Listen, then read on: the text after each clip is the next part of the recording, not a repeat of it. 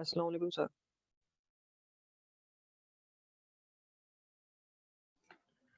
वालेकुम अस्सलाम।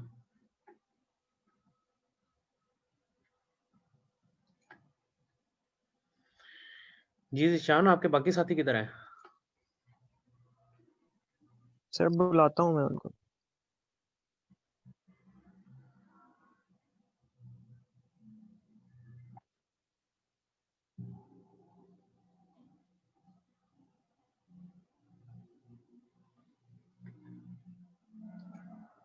ये मारिया लतीफ़ की क्लास में किधर घुस गए हो आप लोग?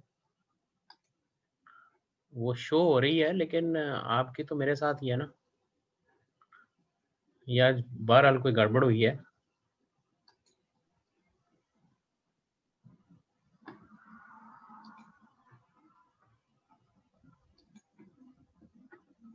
सर उसके ऊपर फर्स्ट जो लिंक आ रहा था ना वो इकोलॉजी की क्लास का आ रहा था इसी जी, जी। लेक्चर के अंदर। मैं बताता हूँ।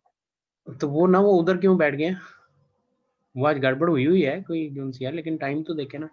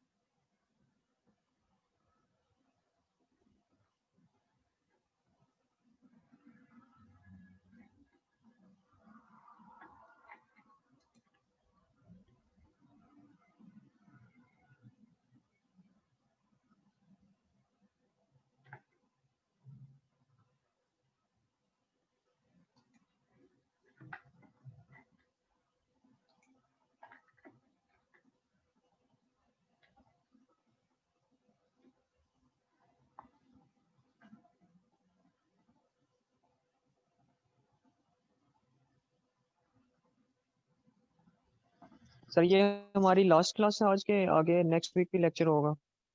नहीं, नहीं मेरा ख़्याल है आपकी भी एक सैटरडे को भी है ना? ठीक है? और उसके बाद देखते हैं सैटरडे को करना वो उसके बाद देखते हैं करना है कि नहीं करना। ये अब आपकी वो हिसाब-किताब सर देख वो लें। सर एडमिन ऑफिस वाले कह रहे थे 5 तारीख तक आपकी क्लासेस होंगी। अच्छा, तो 5 तारीख मतलब ये उसके लास्ट वीक बाद है? जी सर 8 ये लास्ट वीक है सर, उसके बाद इन्हीं के एग्जाम शुरू हो जाएंगे। टाइम कब हो रहा है? 8 से? जी सर 8 का बोला था अजीम भाई ने। अच्छा, ठीक है। तो फिर तो डेफ़िनेटली सर यही 11 का बता रहे हैं सर। क्या? 11 से 25 तक अभी फाइनल डेट नहीं हुई सर एग्जाम की। वैसे यही है कि 8 को देख नहीं लेते तो हैं 11 को हो जाएंगे, 11 से 25 तक। देख लेते हैं रिपोर्ट कुछ लोगों की मैंने देखी है प्रोजेक्ट रिपोर्ट जो-सी हैं वो काफ़ी इंटरेस्टिंग लिखी हुई हैं, कुछ ने बड़े शानदार रिसर्च पेपर छापे हैं, किसी ने जो-से हैं वो तो वो उसके मेरे ख़्याल में उसकी प्रेज़ेंटेशन की भी आपकी रिक्वायरमेंट है, कुछ प्रेज़ेंट भी कर दें, ताकि पता तो चले वो जेन्युइन वर्क कितना है। 1-2 तो इतने अच्छे हैं, उन्होंने ऐसी ज़बरदस्त कास्टिंग भी की हुई है कि कमाल ही है। तो उसमें मैं चाहता हूँ कि एक छोटा-सा आपके साथ आप लोगों के साथ ना डिस्कशन या क्वेश्चन आंसर सेशन कुछ इस तरह से हो जाए, आपके प्रोजेक्ट्स के ऊपर। कोर्स वैसे कैसा रहा? कितना लर्न किया आप लोगों ने? सर कोर्स अच्छा था, सीखने को सर ये नहीं कि काफ़ी कुछ मिला है। इसमें मेरे ख़्याल में हमारी नेचर से अंडरस्टैंडिंग तो काफ़ी बेहतर हो जाती है, जो हमें पहले आइडिया जी नहीं सर होता उन चीज़ों का। अगर आपने लेक्चर ध्यान से बिल्कुल सुने सर। हुए हैं तो। क्योंकि इसमें मैंने इस चीज़ पे बड़ी वो कोशिश की थी, फ़ोकस किया था कि जो नेचर का जो बिहाइंड जो फ़िज़िक्स है वो और किस तरह से ये सारा कुछ होता है, वो कम से कम हमें समझ आए। लेकिन बड़ी गड़बड़ें की हुई हैं लोगों ने। जी सर। लोगों के जियोथर्मल के बारे में कॉन्सेप्ट्स क्लियर सर वो नहीं है। कैसे सर? जियोथर्मल के बारे में कॉन्सेप्ट्स क्लियर नहीं है। अभी तो विंड वेव वगैरह का पता चलेगा तो फिर पता जब वो तो उसमें अंदाज़ा होगा कि उसमें आपने कैसे ज़बरदस्त कॉन्सेप्ट डेवलप किए हैं। हाइडल में, वेव में, विंड में। तो मैं चाहता हूँ एक दफ़ा एक तो रिव्यू कर लें सभी को, ठीक है? तो सर ये लास्ट भी ठीक है सर। और सर वो फाइनल कैसा होगा? फाइनल अभी तक तो डिसाइड नहीं किया है, शायद कुछ एमसीक्यू बेस्ड होगा और कुछ जो सा है, फिर उसके बाद फिर देखता हूँ कि शायद ये सब्जेक्टिव भी हो। ठीक है, सब्जेक्टिव के बगैर वैसे मजा सर नहीं वो आता। कोई क्विज सर दोबारा हो सकते हैं सर? कोई जी सर, सर कोई क्विज होने और परसों कर लेते हैं आपका क्विज, कहते हैं तो। सर वो एक्स्ट्रा क्विज ले लें सर, वो जिनमें जो अच्छे क्विज हुए होंगे सर उनके मार्क्स लगा दीजिएगा। अच्छा मैं देखता हूँ। ठीक है, CLO 2 में बहुत सारे लोग फारग हैं। क्योंकि सर CLOs वाइज सर अगर वही देखें ना तो वो सर, बड़ी पहले क्विज गड़बड़ है आप अच्छे नहीं लोगों की। हुए। डिजाइन की आपके कोई कॉन्सेप्ट नहीं है बने हुए, डिजाइन के हवाले से वाला इतने इसमें बेसिक से क्वेश्चंस थे और वो कॉन्सेप्ट्स ठीक नहीं बने हुए आप लोगों के। और क्या था? सर और मिड चेक हो गए? हाँ, उन्हीं से देख के तो मायूसी हुई है मुझे। सर सर वो कब डिस्प्ले होंगे? हो जाते हैं डिस्प्ले भी, कोशिश करता हूँ दो एक दिनों में हो जाए। ठीक है, तो इंशाल्लाह सर। जोन सा ना, क्या बात कर रहे थे? कॉन्सेप्ट्स देख के कुछ मायूसी होती है आप लोगों के। एक साहब ने तो अभी भी जोन सा ना सूरज के गिर्द नहीं, सूरज को जमीन के गिर्द रोटेट करवाया। ऐसे भी लोग थे। उसने पता नहीं कौन सी थ्योरी लिखते लिखते ऐसा लिख दिया है। फिर एक बड़ा अच्छा स्टूडेंट था, उसने क्या किया, उसने जमीन के मेकअप में पूरी बिग बैंग थ्योरी लिख दिया, जमीन का मेकअप लिखा नहीं है। और बिग बैंग थ्योरी को भी फिर अपने तौर पर एक्सप्लेन करने लग जाते हैं। उन चीज़ों के ऊपर थोड़ी सी ग्रिप फिर कर लो ना, फिर जब ये आप ऐसी चीज़ें लिखते हो। लेकिन जब मेकअप पूछा तो फिर मेकअप पे लिखो ना अर्थ का।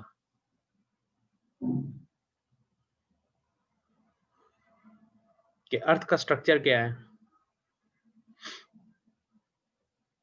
तो इस तरह के इसमें प्रॉब्लम्स थे। तो अब देखो, एक CLO हमारा डिज़ाइन से रिलेटेड है, तो डिज़ाइन से रिलेटेड आपको पूरा डिज़ाइन करने का होना चाहिए।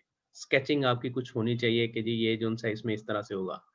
उसमें मैं ये देखना चाहता था, मैंने आपको बताया था कि ओरिएंटेशंस और इस तरह की चीज़ें और पूरे का पूरा वर्किंग प्लान जो सा है कि ये इसमें यहाँ पे वर्किंग फ्लूइड है, यहाँ पे जो सा है ये स्टीम जनरेशन सिस्टम है, ये किस तरह से है, उनकी डिटेल में कुछ आप जाते हैं। वो किसी ने किया ही नहीं है उस तरह से कि रात के टाइम इस तरह से होता है, दिन के टाइम इस तरह से होता है। सिर्फ स्केच बना के आप रात का दिन का लिख दो तब भी काम कर देता है। उसको थोड़ा सा लेबल कर दो, अच्छे तरीके से लेबलिंग हुई हो तो। लेकिन वो लोग आप वो चीजें आप लोग करते ही नहीं हो। दूसरा मकसद ये होता है नहीं कि सर, हमने काम किया सर, काफी एक्सप्लेन किया सर। क्रिएटिव अपने थॉट्स प्रोजेक्ट जो सर है ना, काफी यानी एक्सप्लेनेशन। थॉट्स जो है ना, वो क्रिएटिव होनी चाहिए। ठीक है, और वो मौजूद होनी चाहिए। ठीक है, अपने तौर पे खुद से भी चीजें सोचनी चाहिए और वो आपको इस काबिल होना चाहिए कि आप खुद से चीजों को सोचो। जब भी प्रोडक्ट डिजाइन करनी है, कुछ भी करना है, तो उसमें मटेरियल्स के हवाले से मटेरियल को थॉट देने की जरूरत है। सस्टेनेबिलिटी के लोगों के कॉन्सेप्ट्स क्लियर नहीं है। ठीक है, कि सस्टेनेबिलिटी में हमने रिसोर्सेज को नुकसान नहीं पहुंचाना, उन्हें रिसाइकल करना है, उनकी waste as a resource use करनी है। ठीक है, और मटेरियल्स इंजीनियर का काम है कि मटेरियल डिज़ाइन कर रहा है हमारे लिए, हमारी रिक्वायरमेंट के मुताबिक। और अब अगर आप फ्यूल सेल देखते हो तो फ्यूल सेल में जो इम्पोर्टेंट चीज़ है वो उसकी मेम्ब्रेन है। ठीक है, मेम्ब्रेन के सर पे सारा फ्यूल सेल बनता है। एक मटेरियल इंजीनियर की काबिज से बनता है कि वो मटेरियल्स डेवलप कर ले। तो अब अगर वो आपके पास प्रोटॉन एक्सचेंज मेम्ब्रेन बन गई है तो फिर आप फ्यूल सेल बना सकते हो। अगर वो नहीं है तो आप कुछ भी नहीं कर सकते। तो उसमें हाइड्रोजन में उसका आयन प्रोटॉन को अलहदा करना और इलेक्ट्रॉन को अलहदा करना, ये उसी का काम है और उसको पास करवाना। ठीक है, तो इसी तरह बैटरीज, उसमें रिएक्शंस, ये सारा कुछ जो उनसे, ये काफ़ी इंटरेस्टिंग चीज़ें हैं। और देखो, अब सिंपल मैकेनिकल इंजीनियरिंग नहीं रह जाएगी कि आपने सिर्फ मैकेनिक्स पढ़ी, गियर पढ़े और उससे काम हो जाएगा। Controls very important. एनर्जी का अब हीट आपको पता ही है, अब ये कोर्स पढ़ के भी अंदाजा हो गया होगा। ठीक है, कि आईसी इंजन्स का स्कोप अब जी खत्म, सर। ठीक है। आईसी इंजन्स की मैक्सिमम लाइफ जो सी है मे बी 2040 तक हमें मिलेंगे, इसके बाद नहीं मिलते। इलेक्ट्रिक व्हीकल्स पाकिस्तान में भी सर ऐसे ही है। पॉलिसीज डेवलप होना शुरू हो गई हैं, पॉलिसीज की पहली जो सी है वो आ गई है, ठीक है। तो इलेक्ट्रिक व्हीकल्स और इलेक्ट्रिक सर लोकोमोटिव यहाँ पे जो सी टेस्ला नहीं चलती? अभी तक तो नहीं है, अभी तक ऑडी ई-ट्रॉन चलती है जो कि ऑडी की टेस्ला ही है, ठीक है। वैसे दुनिया में एक सही टेस्ला है। चलती है, एक निसान लीफ है वो चलती है, ठीक है। बाकी सभी ने अपनी इलेक्ट्रिकल गाड़ियां बना दी हैं, बनाते जा रहे हैं। और जो हमारे लिए इम्पोर्टेंट चीज़ है इस कोर्स के में, एक तो रिसोर्सेज का तो जस्ट मैं आपको वैसे बताना चाहता था, सस्टेनेबिलिटी क्या है, रिसोर्सेज क्या है, क्योंकि आप रिन्यूएबल का पढ़ रहे हैं तो सस्टेनेबिलिटी का कॉन्सेप्ट इंपॉर्टेंट है। क्योंकि अगर हम एनर्जी भी प्रोड्यूस कर रहे हैं या उसको स्टोर कर रहे हैं और फिर भी हम इन्वायरमेंट को नुकसान पहुंचा रहे हैं तो दैट इज नॉट सस्टेनेबल, ठीक है। हमें कुछ और सोचने की जरूरत है। अब देखो पिछली गवर्नमेंट ने भी एनर्जी के हवाले से बहुत काम किया है, ठीक है, इलेक्ट्रिसिटी प्रोडक्शन के हवाले से, लेकिन रिन्यूएबल के ऊपर कितना किया है? शायद क्या उनकी डीप थॉट थी इसके ऊपर? ये कोर्स पढ़ने के बाद तो लगता है कि शायद नहीं थी। अगर होती तो सीएसपी टेक्नोलॉजी जरूर अच्छे तरीके से वो डेवलप, कम से कम उसके 1-2 प्लांट तो लगाते। फोटोवोल्टाइक सेल का उन्होंने लगाया, ठीक है, that is very good. Wind energy पे काम हुआ, विंड प्लांट, विंड मिल्स के जो से फील्ड्स हैं, ठीक है, वो डेवलप हुए। विंड एनर्जी को हम हार्नेस कर रहे हैं इस वक्त, ठीक है, लेकिन शायद वो भी कम है, ठीक है सही, स्टार्ट जरूर है, लेकिन जिस तरह से होना चाहिए या जिस शिद्दत से होना चाहिए वो नहीं है, ठीक है। और energy production is very important field. As mechanical engineer हमारा फ्यूचर अब अगर आईसी इंजन्स में नहीं है तो स्ट्रक्चर्स वगैरह तो बनेंगे ही, लेकिन स्ट्रक्चर्स और इस तरह की चीज़ें बनाने के लिए शायद इतनी ऑटोमेशन होगी कि जॉब्स काफ़ी सारी ख़त्म हो जाएंगी, ठीक है ना, ऑटोमेशन के थ्रू। डिज़ाइनर की जॉब रहेगी, ठीक है। और इवन मेडिकल में डॉक्टर का प्रोफेशन भी कहते हैं, जो कंसल्टेंट है, फिजिशियन है, शायद उसका भी प्रोफेशन वो भी उसका भी कम होता जाएगा आर्टिफिशियल इंटेलिजेंस और इनकी वजह से, ठीक है। डिज़ाइनर की जॉब रहेगी, रिन्यूएबल एनर्जी रिसोर्सेज के ऊपर काम होता रहेगा, क्योंकि हमें एनर्जी हार्नेस करनी है। उसके लिए कितने इनोवेटिव तरीके हैं वो हमें सोचने होंगे, ठीक है। इलेक्ट्रिसिटी की production that is very very important, that will remain for a long period of time until and unless we had some breakthrough and new technologies जो कि अभी तक नहीं है, एग्जिस्टिंग नहीं है, ठीक है ना। तो एनर्जी में बेस्ट फॉर्म जो उनसे वो इलेक्ट्रिकल ही है। तो इलेक्ट्रिकल पावर मोटर्स और यही हैं जो हमारे, जिससे हम मूव कर सकते हैं, ठीक है। अच्छा, अब काफी सारा मेरे ख्याल में हमने इस चैप्टर को कर लिया था, तो मेरे ख्याल में हमने सेल्स वगैरह भी डिस्कस कर लिए थे, लिथियम सेल्स उनका भी देख लिया था वर्किंग लास्ट टाइम, देखी थी?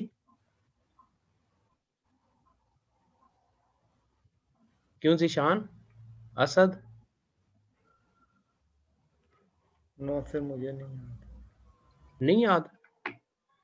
अच्छा चलो, कहाँ से स्टार्ट करें? ठहरो, एक आपको ये बात, इस चैप्टर में जो हम एनर्जी स्टोरेज की बात कर रहे हैं, तो हमें ये एक अपने आप से क्वेश्चन करते हैं कि is it possible to store the coldness of these days for using in summer and hotness of summer days in winter? बात समझ में आई है?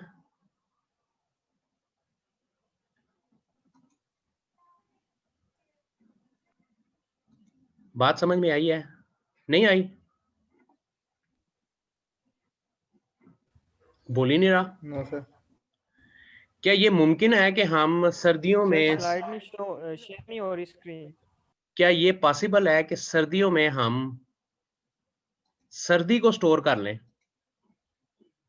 और इसे गर्मियों में यूज कर सकें? सर इसी तरह गर्मियों की गर्मी को स्टोर कर लें सर और ये उसको सर्दी में स्टोर कर सकें, उस यूज कर सकें अपनी हीट स्पेस हीटिंग के लिए। आपको क्वेश्चन समझ में आया? जी सर, अब Yes, समझ sir. में आया। आज चिलिंग है, ठीक है, ऐसे ही है ना, बहुत सर्दी है, Yes, sir. क्या हम इस एनर्जी जी को सर, आज सूरज ही इस नहीं निकला सर्दी था। को स्टोर नहीं कर सकते? अब निकल आया, इस सर्दी को स्टोर नहीं कर सकते कि इसको हम गर्मियों में यूज कर सकें? सकते हैं जी। कैसे? इसी तरह गर्मियों में जब हमारे पास शदीद गर्मी है, उस वक्त की अगर हमने गर्मी स्टोर की हो तो उसको इन दिनों में हम स्पेस हीटिंग के लिए यूज नहीं कर सकते?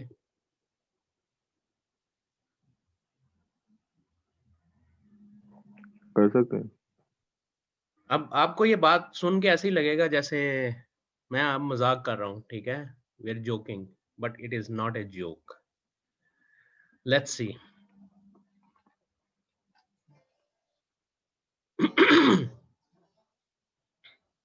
ये अल्बर्टा है, कनाडा, ठीक है। इस वक्त आप देख रहे हो स्नोफॉल है और इसमें वो बता रहा है कि हमने समर की एनर्जी को स्टोर किया हुआ है और उससे स्पेस हीटिंग कर रहे हैं। किसमें स्टोर किया है? पानी में। कैसे? सोलर कलेक्टर्स, जो हमने पहले पढ़े थे शुरू में, और सभी घरों के ऊपर लगे हुए हैं और वो सेंट्रली हीटेड है। सेंट्रली मतलब ये कम्युनिटी है पूरी। ड्रेक लैंडिंग, ठीक है, अल्बर्टास ड्रेक लैंडिंग, और अल्बर्टा में टेम्परेचर की शिद्दत -30 -20 कुछ इस तरह से होगी।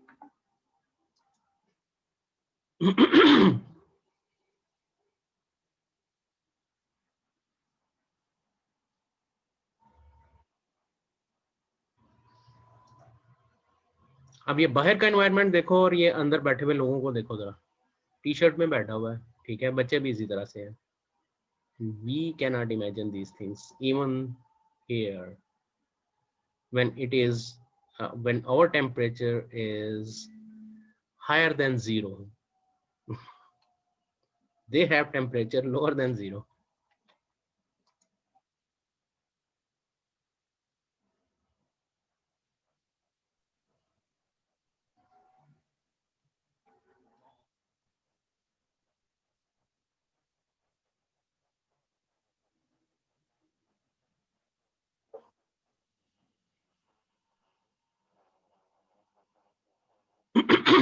ये टैंक देख रहे हो, इसमें हॉट वाटर स्टोर किया हुआ है। हॉट वाटर कैसे किया है? सोलर आवाज कलेक्टर्स नहीं के आ रही थ्रू। आगे। क्यों? ये सर टैंक कट देख, रही है, पता नहीं, काफी ज्यादा स्क्रीन। अच्छा बहरहाल नेट में कुछ प्रॉब्लम होगा। बहरहाल ये पीछे स्टोरेज टैंक्स हैं, सुन रहे हो? ये स्टोरेज टैंक है पीछे, ह्यूज टैंक, ठीक है। इसमें हॉट वाटर को स्टोर किया है, गर्मी वाटर को हीट किया है सोलर कलेक्टर्स के थ्रू, और अब इसमें स्टोर कर रहे हैं हीट को, हीट एनर्जी को हमने कैप्चर करना है। तो ये टैंक बहुत अच्छा इंसुलेटेड होना चाहिए, और ये बाहर जो सा आप देख रहे हो कि ये इंसुलेशन मटेरियल ही है। और इस वक्त जो हमारी रिक्वायरमेंट है दैट कि every product should be energy efficient. Energy efficiency is a must, ठीक है। एनर्जी एफिशिएंसी मींस के हम जितनी अगर हमें से हमारा रिक्वायरमेंट जो सी है वो 50 किलोवाट है तो हम 50 किलोवाट ही यूज कर रहे हैं, नॉट 70 किलोवाट। 1 किलोवाट की रिक्वायरमेंट है तो हम 1 या 1.2 किलोवाट यूज कर रहे हैं। ये ना हो कि हम 2 किलोवाट यूज कर रहे हैं, 1 किलोवाट जाया हो रहा है और 1 किलोवाट को हम यूटिलाइज कर पाते हैं, इतनी एनर्जी वेस्टेज है, ठीक है। तो our products should be very energy efficient, जिसमें लॉसेस मिनिमाइज कर सके।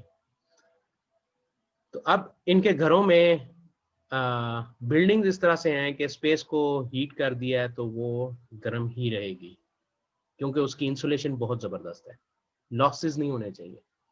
इसी तरह से ये टैंक्स हैं, सो इसमें देखते हैं अब इन्होंने किया क्या है।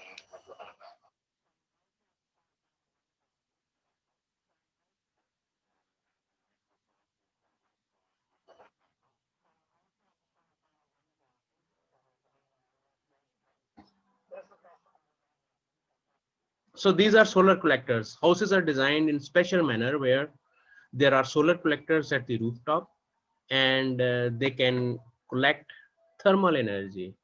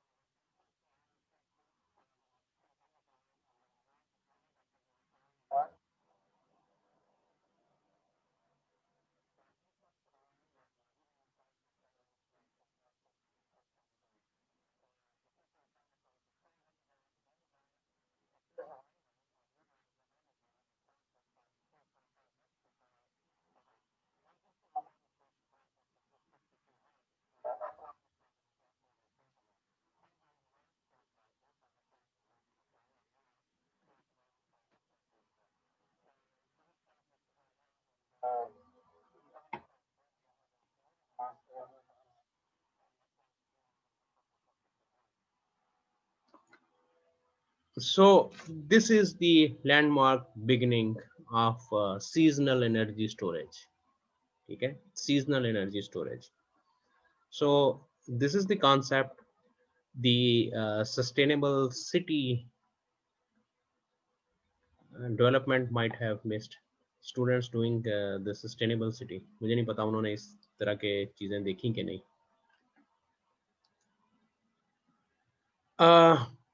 Next is thermal cooling system. ठीक है, this is in Chicago. इसमें कॉन्सेप्ट ये नहीं है कि सीजनल नहीं है, ठीक है, सीजनल कूलिंग स्टोरेज नहीं है, ये पीक आवर्स और ऑफ पीक आवर्स का चक्कर है, ठीक है। ऑफ पीक आवर्स में नाइट टाइम के ऊपर आप कूलिंग कर लो और उस कूलिंग को आप स्टोर कर लो और उसको दिन के वक्त, ठीक है, पीक आवर्स में आप यूटिलाइज कर लो ताकि आपका लोड रिड्यूस हो जाए, ठीक है। तो इससे आप लोड भी रिड्यूस कर सकते हो और कॉस्ट भी सेविंग कर सकते हो, क्योंकि आपने एनर्जी को रात को प्रोड्यूस किया, ये कूलिंग को रात को प्रोड्यूस किया, ठीक है। तो इसमें देखते हैं इसमें वर्किंग किस तरह से है। ये भी स्टोरेज वाटर में है।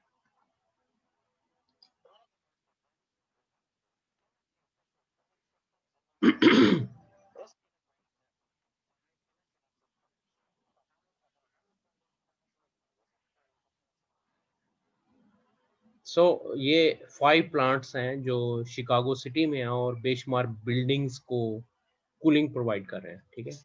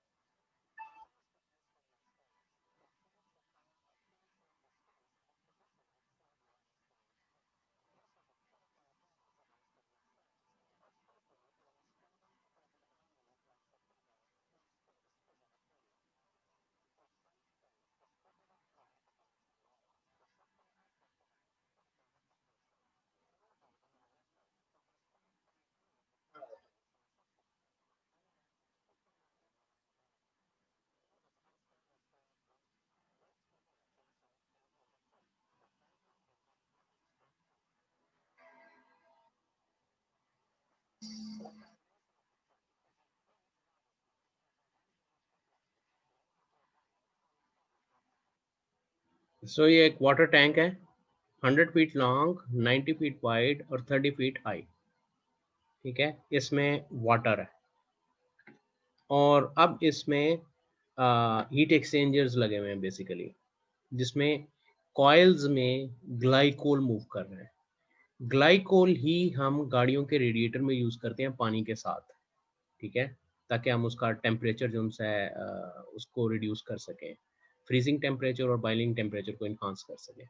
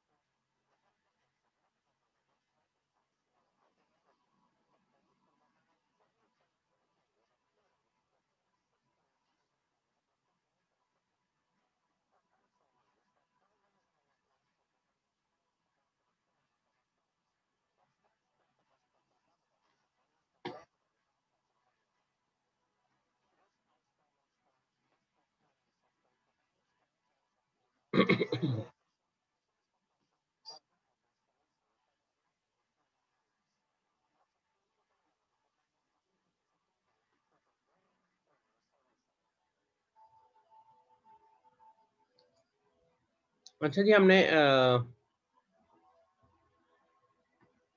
ये फ्यूल सेल्स को देख लिया था कि नहीं? लास्ट टाइम फ्यूल सेल हमने डिस्कस किए थे। तो नहीं किए थे। फ्यूल सेल ने डिस्कस किया था। अच्छा, fuel cell is our future, ठीक है? Currently we are using batteries. Batteries तो हमने डिस्कस की थी ना, लिथियम आयन बैटरीज, ये तो हमने कर ली थी, ऐसे ही है ना? Yes sir, yes sir. Lithium ion batteries हमने डिस्कस कर ली थी कि लिथियम ऑक्साइड जो सी है वो यूज की जाती है और बैटरीज में, ठीक है? और बैटरीज जो सी हम हर जगह पे यूज कर रहे हैं, हमारे मोबाइल में, हमारे फोन्स में, गाड़ियों में, ठीक है? और दिस इज आवर प्रेजेंट, ठीक है? और नियर फ्यूचर में भी हम बैटरीज को, और बल्कि फ्यूचर में भी हम बैटरीज को यूज करते रहेंगे, और lithium ion batteries are very promising solution for it, ठीक है? और इसके अलावा बैटरीज में प्रॉब्लम क्या होती है, बैटरीज की लिमिटेशंस क्या हैं कि charging takes time, charging and discharging takes time, ठीक है? और ये इसका इशू है। तो इसकी बजाय इसके साथ-साथ फिर सुपर कंडक्टर्स के ऊपर काम हो रहा है। अब सुपर कंडक्टर कह रहा हूँ, सुपर कैपेसिटर्स के ऊपर काम हो रहा है, ठीक है? सुपर कैपेसिटर्स को चार्ज और डिस्चार्ज करना बहुत आसान है, उसकी कंस्ट्रक्शन भी ईज़ी है। तो उसमें लिथियम आयन बैटरी में जब हम पोटेंशियल प्रोवाइड करते हैं, तो लिथियम इलेक्ट्रोलाइट से गुज़र के ग्रेफाइट में स्टोर हो जाता है और इलेक्ट्रॉन को रिलीज़ कर देता है, ठीक है? और इलेक्ट्रॉन्स जो से हैं वो सर्किट में से गुज़र के, जिसके साथ हमने अटैच जो हमारा चार्जर का है, ठीक है? वहाँ से गुज़र के वो नोड की तरफ आ जाते हैं, वो ग्रेफाइट में आ जाते हैं।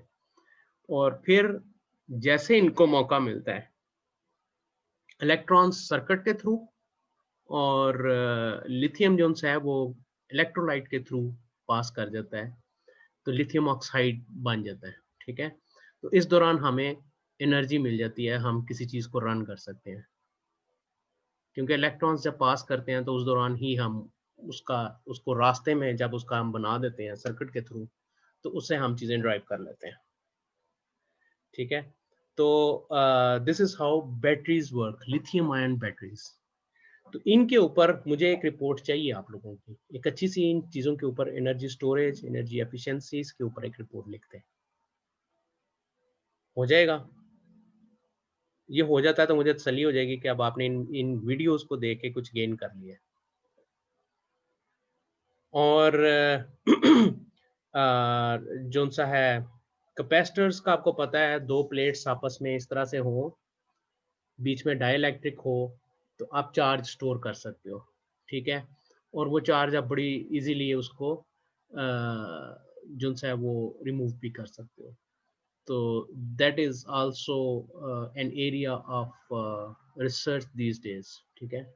कि और अब इसमें कि इसका जो सा डाइलेक्ट्रिक की लेयर है उसको बिल्कुल बारीक कर दूं, तो हम चार्जिंग कैपेसिटीज की काफ़ी सारी कर लें।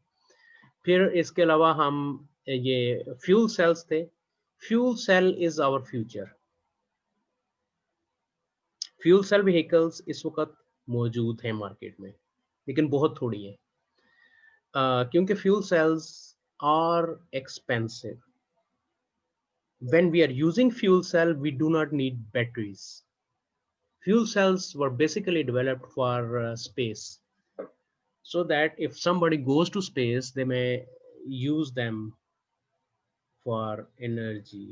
एनर्जी के लिए वैसे सोलर एनर्जी भी यूज कर सकते हैं स्पेस में, एक तो सोलर एनर्जी यूज हो रही होती है, सूरज की रोशनी, लेकिन अगर सूरज अवेलेबल नहीं होगा तो फ्यूल सेल के साथ भी कर सकते हो।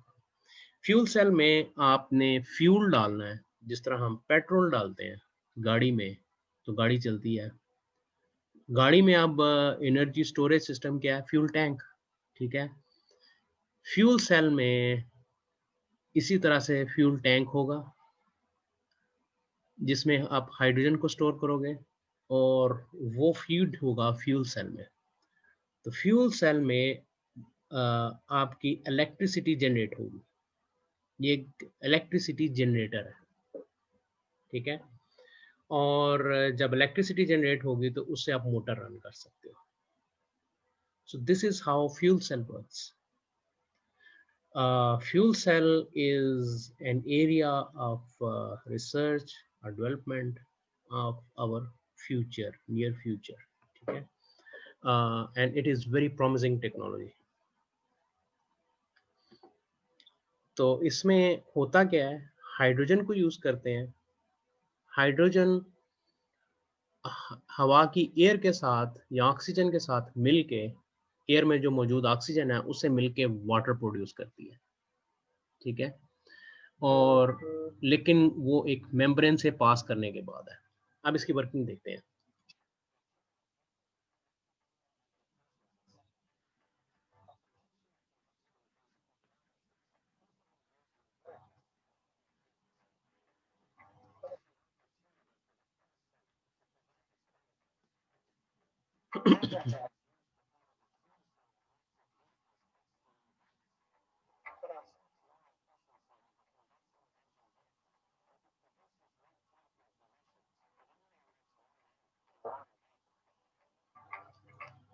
बैटरीज के ऊपर इस वक्त एक और जो ऑब्जेक्शन है वो ये है कि जब हम इलेक्ट्रिकल व्हीकल यूज कर रहे हैं, इलेक्ट्रिक व्हीकल यूज कर रहे हैं, तो हमने एमिशंस को कंट्रोल कर लिया कि ड्यूरिंग कंबस्शन अब एमिशन, बाकी में हम एनर्जी प्रोड्यूस कर रहे हैं, एनर्जी रिक्वायर्ड है, तो इंजन एमिशंस प्रोड्यूस करते हैं अनडिजायरेबल।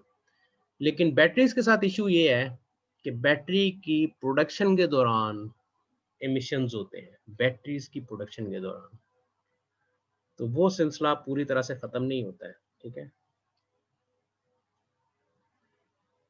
तो ये उसके ऊपर एक मेजर ऑब्जेक्शन है कि आपने एमिशन तो फिर भी कर दिया, बैटरी की प्रोडक्शन के दौरान कर दिया, तो फिर आपने फायदा क्या किया? Sustainability, where is sustainability?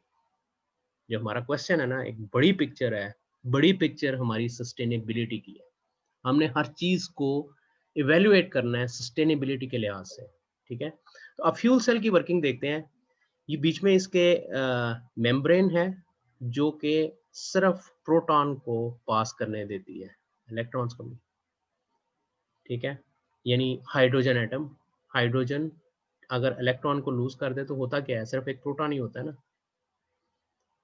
उसमें न्यूट्रॉन तो होता नहीं है, एक प्रोटॉन और उसके इर्द-गिर्द एक इलेक्ट्रॉन सर्कुलेट कर रहा है। तो अगर इलेक्ट्रॉन को लूज़ कर दे तो सिंपल एक प्रोटॉन रह जाएगा।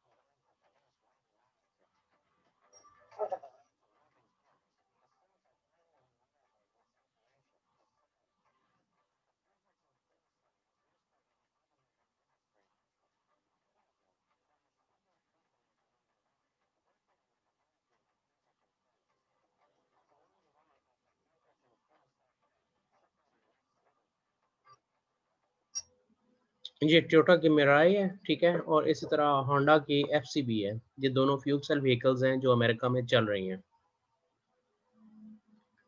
इसकी मैं आपको कुछ और वीडियोज़ भी दिखाता हूँ, इसमें कुछ इतना मज़े का एक्सप्लेन नहीं किया हुआ इसने।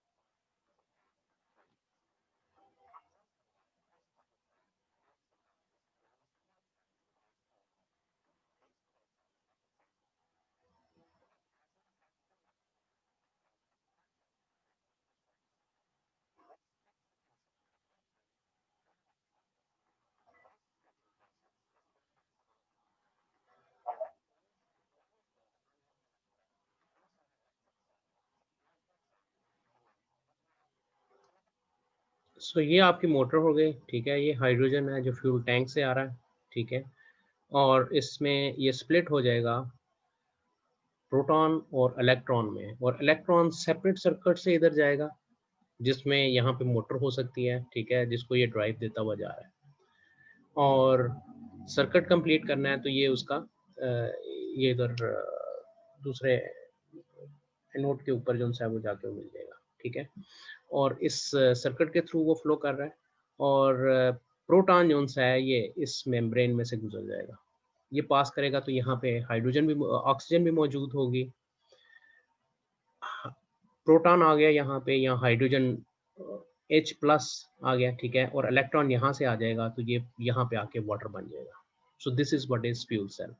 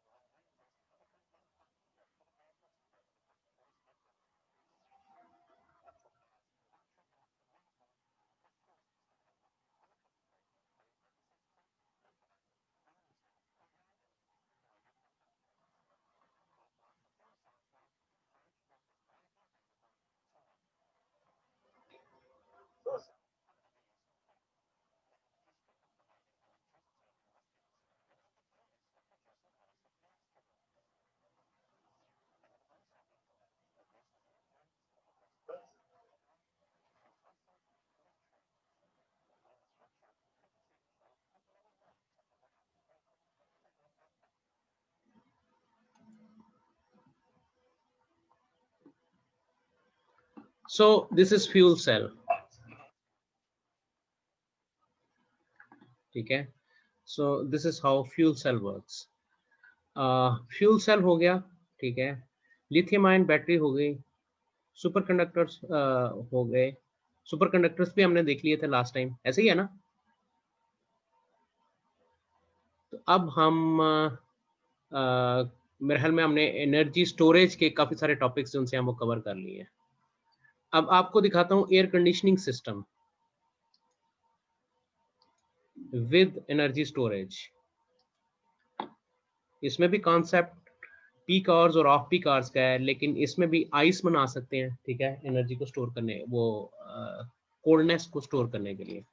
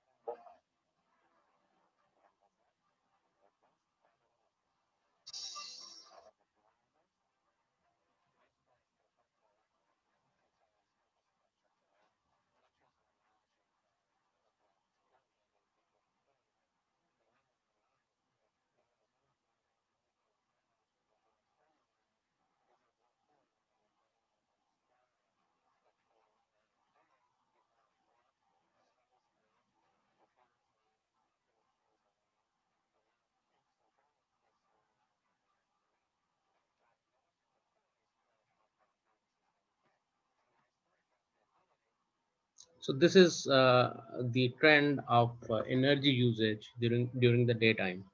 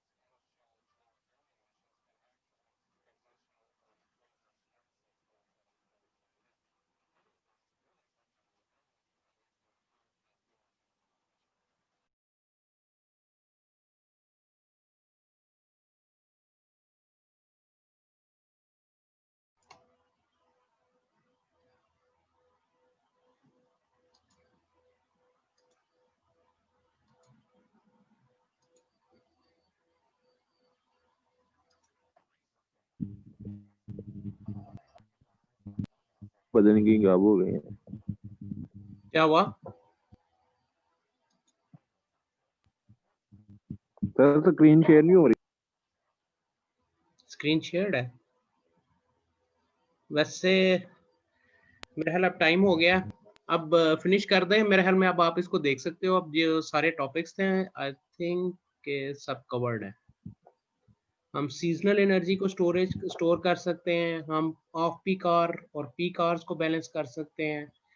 हम एनर्जी स्टोरेज सिस्टम से हम एनर्जी स्टोरेज सिस्टम को फ्लक्चुएशंस को बैलेंस करने के लिए यूज कर सकते हैं यूजिंग फ्लाईव्हील्स। ठीक है, फ्लाईव्हील को वैसे भी हम एनर्जी स्टोरेज के लिए लंबे अरसे के लिए भी कुछ यूज कर सकते हैं किसी हद तक, लेकिन ये फ्लक्चुएशंस के लिए नॉर्मली यूज होती है, जैसे हमें विंड एनर्जी में मिलेगी। ठीक है, तो बाकी मेरा ख्याल है हम नेक्स्ट लेक्चर में डिस्कस करते हैं, उसमें हम एक ओवरऑल रिव्यू भी कर लेते हैं।